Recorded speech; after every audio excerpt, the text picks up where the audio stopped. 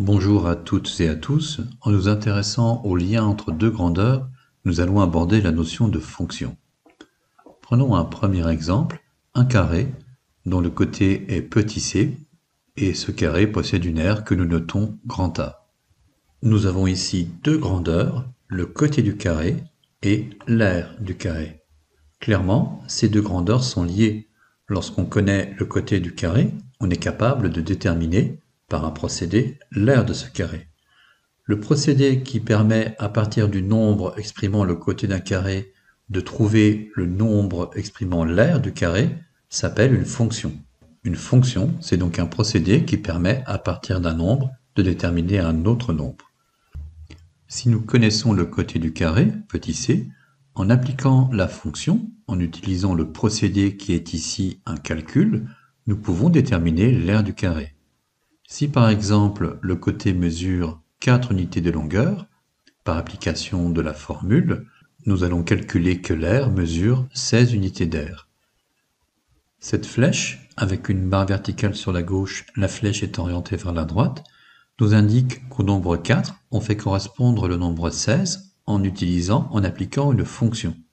Cette fonction, nous allons lui donner un nom, ici petit f, et puis le nombre que l'on obtient, nous allons le noter f de 4. F parenthèse gauche, 4 parenthèse droite, ça se lit f de 4, et c'est un seul nombre. Attention à la signification des parenthèses, elles ne sont pas là pour modifier les priorités de calcul, mais cette écriture n'est pas décomposable, elle exprime un nombre, le nombre que l'on obtient en transformant 4 par le procédé de la fonction f. D'une façon plus générale, on peut noter que la fonction f, elle transforme un nombre petit c, dans notre exemple le côté du carré, et après transformation, après application du procédé, on obtient un nombre f de c qui sera l'aire du carré. Il est temps de formaliser la définition d'une fonction. On appelle fonction un procédé qui, à un nombre petit x, fait correspondre à un nombre noté f de x. Et on note que la fonction f, de point, transforme le nombre x en f de x de cette façon-là.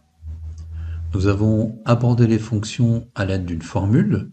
Le procédé associé à la fonction consistait à calculer à l'aide d'une formule, mais on peut rencontrer d'autres situations. On peut avoir une fonction qui exploite un tableau ou un graphique.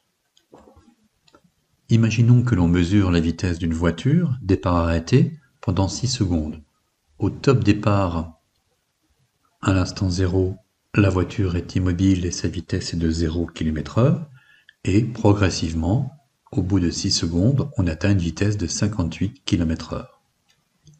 Dans cette expérience, on mesurera ou on évaluera deux grandeurs. La première, c'est le temps de parcours, et la seconde, la vitesse atteinte. Il y a un lien entre les deux. On calculera ou on mesurera plutôt la vitesse atteinte en fonction du temps de parcours. Donc là, on va pouvoir définir une fonction qui, à un temps de parcours, nous donnera la vitesse atteinte à cet instant. Cette fonction, elle ne sera pas définie par une formule, mais grâce à la lecture du tableau. Par exemple, au bout de 3 secondes, on aura noté, ou peut-être mesuré, une vitesse de 28 km/h. Donc le nombre de départ, c'est 3, et par la fonction f, nous allons le transformer en 28. Le procédé que nous utilisons, ce n'est pas une formule, mais la lecture du tableau des mesures. Là encore, nous utilisons une flèche pour montrer que le nombre 3 est transformé en 28 par la fonction. Cette fonction, nous l'appelons petit f, et puis nous noterons que f de 3, c'est la vitesse atteinte au bout de 3 secondes, c'est la transformation du nombre 3 par la fonction f. Et plus généralement, f est la fonction qui, au temps de parcours exprimé en secondes, fait correspondre la vitesse atteinte, f de t, en km/h. Enfin, nous pouvons également définir et exploiter une fonction en nous appuyant sur l'analyse et la lecture d'un graphique. Au cours d'une expérience en sciences physiques, nous avons réalisé un graphique.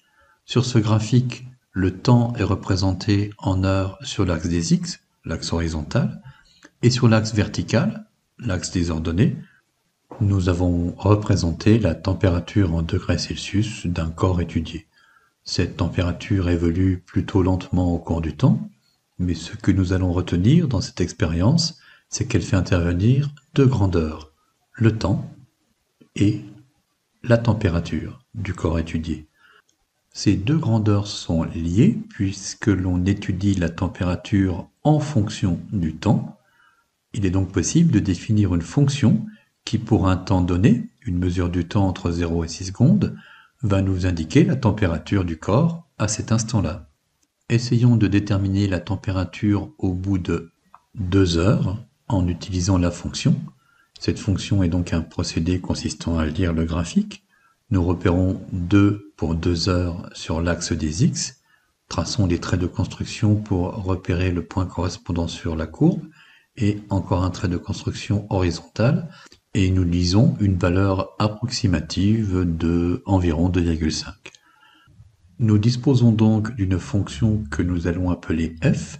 Cette fonction associe à la date de 2 heures la température du corps au bout de ces 2 heures, cette température étant notée f de 2, la transformation du nombre 2 par la fonction f, et sa valeur est d'environ 2,5 degrés Celsius. En résumé, nous avons défini une fonction f qui, par lecture graphique, associe à une durée t mesurée depuis le début de l'expérience une température en degrés Celsius.